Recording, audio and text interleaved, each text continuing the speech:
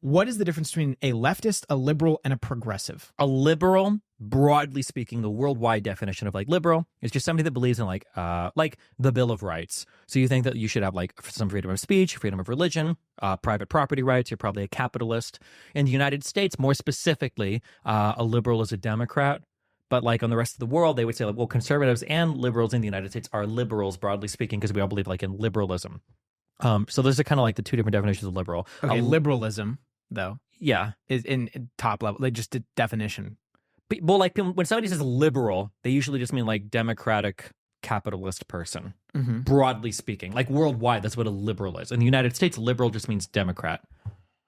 Does that make sense? Yes, and you said that means someone who usually supports like the Bill of Rights. Yeah, it would just be like type. Yeah, broadly speaking. Yeah. Okay, yeah. And then making amendments too, though, to the Constitution. I'm sorry. When I say Bill of Rights, I just mean like stuff like in the bill, like you should be able to go to court, and the government shouldn't like infringe on your property, and like should protect your freedom of speech. That's what I mean. Like broadly speaking, that's like a liberal. So how is that opposed to a conservative? In the United States, it's not. Like I said, like if you go to Europe, they would say like, oh, in the US, like conservatives and Democrats are both liberals. They're liberals. They believe like in democracy. They believe in capitalism. They're both liberals. Yeah. And then a leftist is usually, in the United States, people will say anybody that's a Democrat is a leftist sometimes. But broadly speaking, like around the world or sometimes in the US, a leftist is a socialist or a communist, somebody that is not a capitalist. And then what about a progressive? Progressive is they can be a liberal or they could be a leftist, meaning they might be capitalist or anti-capitalist. But a progressive is somebody that's usually more social policy aligned, where they feel very, very, very strongly about like anti-racism. It might be like trans, LGBT stuff, a lot of stuff relating to like white supremacy and stuff like that. So is that top left then? What do you mean top left? Like on a political compass? Oh, I don't think about that political compass, but maybe. Okay. Yeah. But if somebody says they're progressive, they're really telling you about their social views generally.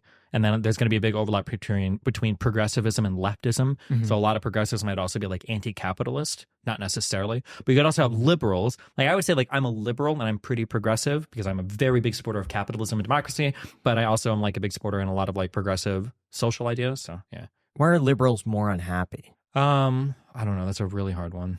You don't know? I don't know. How happy are you? 1 to 10. I'm super happy. I'm like a 9.5. Why do you feel so happy? I don't know. My whole life story is kind of unique, so I don't know how much it applies to everybody else. But I mean, I have a really high mental baseline. Like even if I'm grumpy, if I go to sleep, if I wake up, I'm usually like pretty even again. I just do stuff in my life that I enjoy doing, and as long as I feel like I can continue to do what I enjoy doing, and I feel like I'm making incremental improvements on myself, I just always feel like I'm in a good place. Do you feel like happiness might be genetic? That you have a high baseline, maybe your parents had a high baseline or someone in your family did and you inherited that? Because some people have a very low baseline, I've noticed. Yeah, it's possible. It's going to be some combination of environmental and genetic factors. The environmental factors might be really early in life, like before you're like 6 or 7 years old, but who's to say, yeah?